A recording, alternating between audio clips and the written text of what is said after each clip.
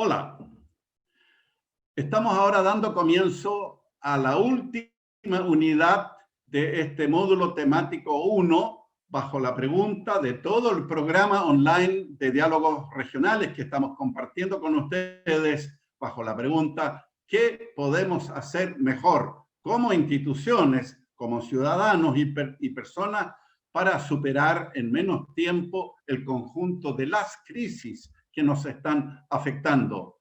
Y aquí la pregunta, para hacerlo mejor, ¿qué nos hacemos? ¿Para qué necesitamos descentralizar Chile? Pregunta central de este módulo temático 1. Y la última unidad que vamos a compartir ahora es que para superar nuestra crisis y nuestros desastres naturales debemos realmente descentralizar Chile y fortalecer las capacidades a nivel de municipios y de gobiernos regionales. Veamos por qué. Me presento, soy Heinrich von Berg, coordinador de este programa, profesor titular del IDER, ex rector de la Universidad de la Frontera, presidente nacional de la Fundación Chile Descentralizado y el año 2014 vicepresidente de la Comisión Asesora Presidencial en Descentralización. El marco ético y político que les hemos estado proponiendo y que seguiremos compartiendo con ustedes para todo este programa es que nuestro querido Chile es lamentablemente todavía un país de profundas desigualdades, tanto sociales como territoriales. Y sabemos que las desigualdades sociales y territoriales se potencian y retroalimentan recíprocamente, fortaleciendo el círculo vicioso de lo que todavía nos queda como subdesarrollo.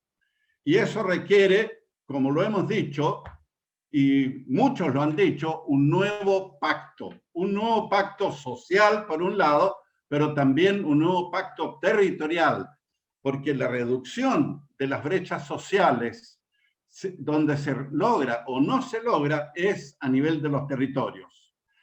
Recordemos entonces los distintos niveles de crisis, las distintas dimensiones de crisis que tenemos que asumir y ojalá controlar como sociedad y como país. En nuestro análisis, la principal es la crisis estructural, la severa inequidad social y territorial que todavía nos afecta como sociedad, reforzada, lamentablemente, por la crisis del extremo centralismo, que a su vez se acentúa por el cortoplacismo y el electoralismo aún predominante en muchas de las decisiones y recursos que se aplican. La crisis de sustentabilidad ambiental de nuestra capital, que se hace cada vez más insostenible. En octubre del año pasado, la crisis desencadenada del estallido social, luego ahora la crisis sanitaria del COVID-19 y sus efectos sociales y sobre la economía, la crisis de confianza y del sistema político que realmente está afectándonos cada vez más severa en nuestra convivencia social y en nuestra democracia, y que dan cuenta también de que nuestro Estado, el actual modelo de Estado que tenemos en su organización territorial, ya no da el ancho para satisfacer las necesidades de una sociedad mucho más organizada en red, mucho más participativa, propia de las dinámicas del siglo XXI. Bueno, y enfrentar y superar, ojalá, y pronto, el conjunto de todas estas crisis requiere de una serie de medidas, entre las cuales, ya lo hemos dicho, está un nuevo pacto social y territorial, un nuevo trato entre el Estado y sus territorios, y eso significa, recordémoslo, como lo dijimos inicialmente, avanzar en descentralización, elegir a nuestros gobernadores regionales, empoderar a los municipios, a los gobiernos regionales y a la sociedad civil, instituir una gobernanza articuladora y colaborativa, muy necesaria tanto a nivel, en la relación vertical entre el nivel local, regional y nacional, pero también de multiactores, entre los actores públicos, privados, académicos y sociales. Y claro, sabemos que una crisis bien asumida, y se trata de eso, también nos abre oportunidades para alcanzar un mejor desarrollo. Y Chile ha sido y seguirá siendo un país de desastres naturales. Es simplemente un dato de la causa frente a la cual tenemos que prepararnos mejor, porque hemos tenido y seguiremos teniendo terremotos, tsunamis, inundaciones, derrumbes, mega incendios, aunque no nos guste. Esa es nuestra realidad. Y la realidad es también que estos desastres naturales llegan en forma inesperada, no tienen tiempo de anuncio previo. Y por lo tanto, quiero aquí invitarlos a comparar los desastres naturales con un estudio que la Fuerza Aérea de Estados Unidos encomendó el año 1964 a un grupo de consultores encabezados por un señor de nombre Paul Baran. ¿Qué es lo que compararon ellos? ¿Cuál es el sistema de sociedad que permite enfrentar mejor un ataque militar inesperado? Bueno, nadie quiere que en Chile tengamos un ataque militar menos inesperado, pero les invito a hacer la comparación de un ataque militar inesperado con una catástrofe natural inesperada. Y ellos compararon entonces la capacidad de respuesta de un sistema centralizado, de un sistema descentralizado y de un sistema distribuido en red. Ojo, ya el año 64 algunos pensaban en sistemas distribuidos en red. Bueno, la diferencia entre estos tres sistemas no está en los puntos que ustedes ven ahí, esos puntos negros, porque cada uno de esos puntos significa la capacidad de tomar decisiones inteligentes, autónomas y oportunas, en forma automática, en forma autónoma y oportuna. Por lo tanto, la diferencia entre los tres sistemas no es, si ustedes cuentan todos los puntos negros que están aquí, la sumatoria de ellos es la misma. El punto de comparación es cómo se relacionan esos distintos puntos entre sí. Y claramente en el sistema distribuido en red, ya sea que ocurra aquí un terremoto, un desastre natural en alguna parte de nuestro país o un ataque militar, bueno, reacciona en forma espontánea y oportuna y rápida e inteligente el conjunto del sistema. La comparación entre estos, por lo tanto, significa principalmente cómo se relacionan esos nodos inteligentes capaces de tomar decisiones autónomas y oportunas, cómo se relacionan y conectan entre sí. ¿Cuál es la reacción de apoyo recíproco, de solidaridad y de interacción entre ellos?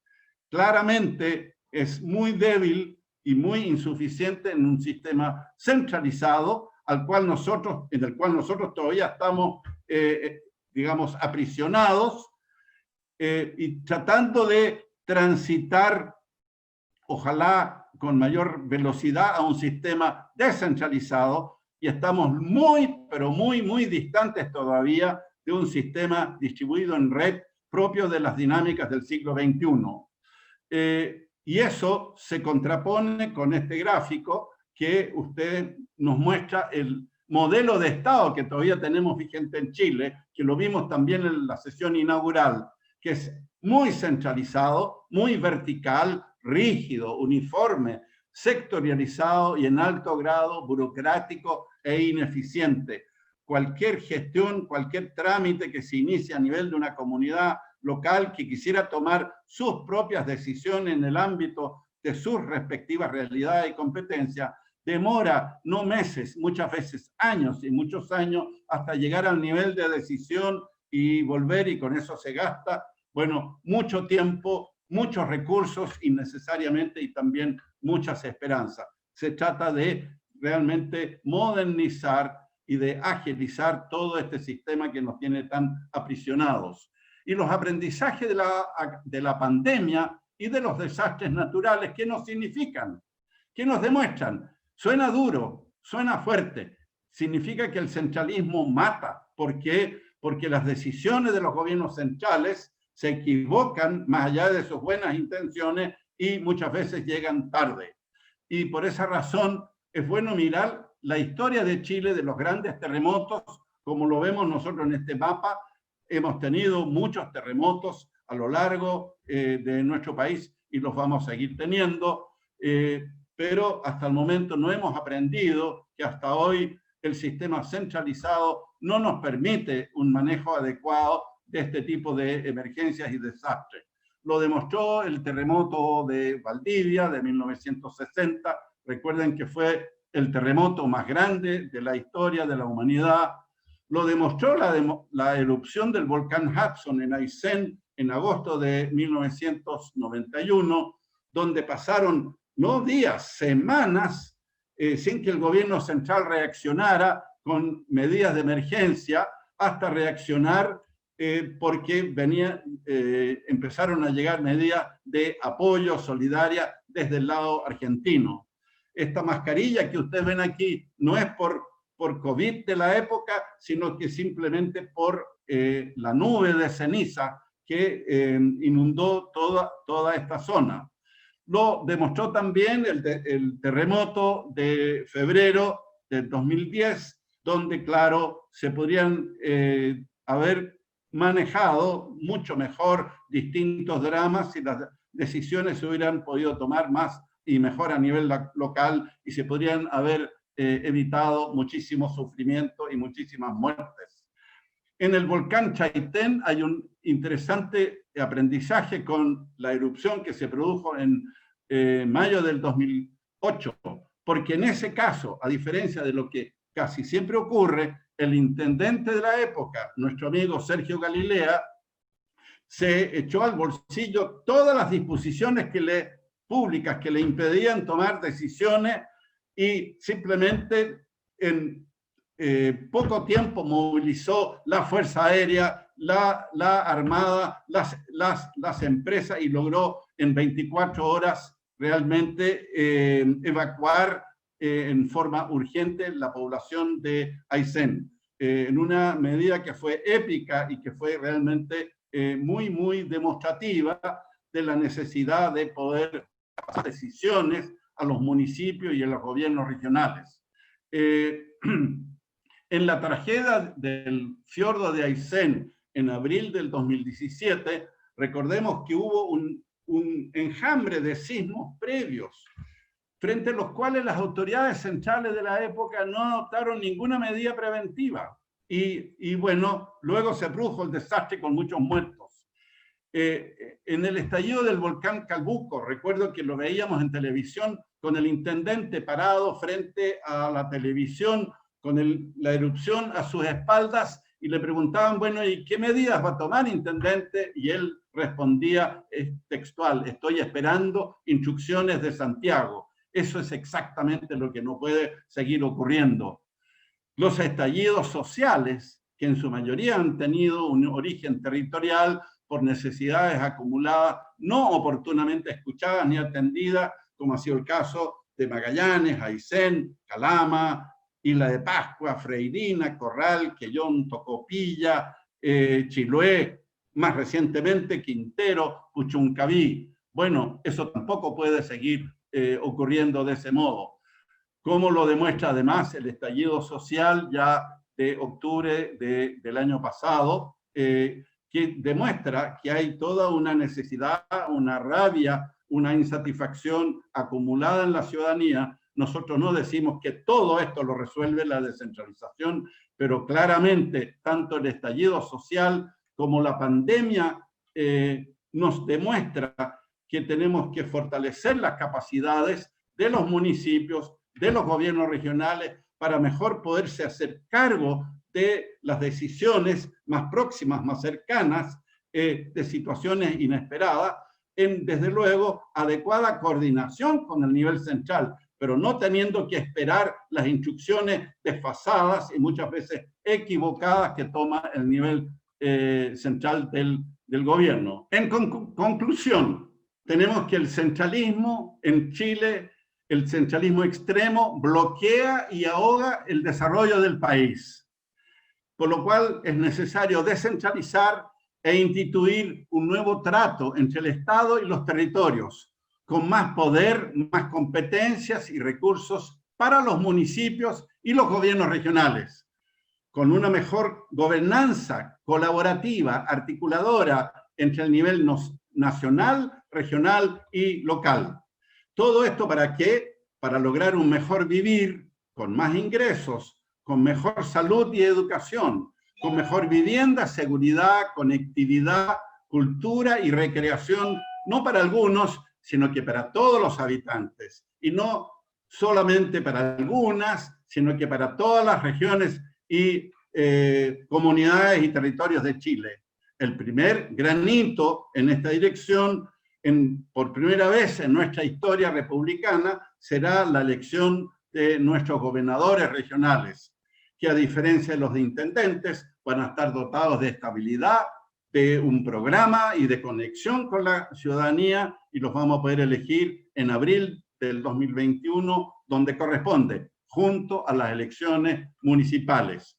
Y el segundo granito va a ser el proceso constituyente, que esperamos, establecer un mandato explícito en la futura Carta Magna de un nuevo pacto social y territorial para el mejor vivir, el mejor desarrollo justo y digno para todos nuestros habitantes a lo largo de todo el territorio nacional. Muchas gracias y hasta el próximo módulo temático 2 y luego el 3, el 4 y el 5. Hasta entonces.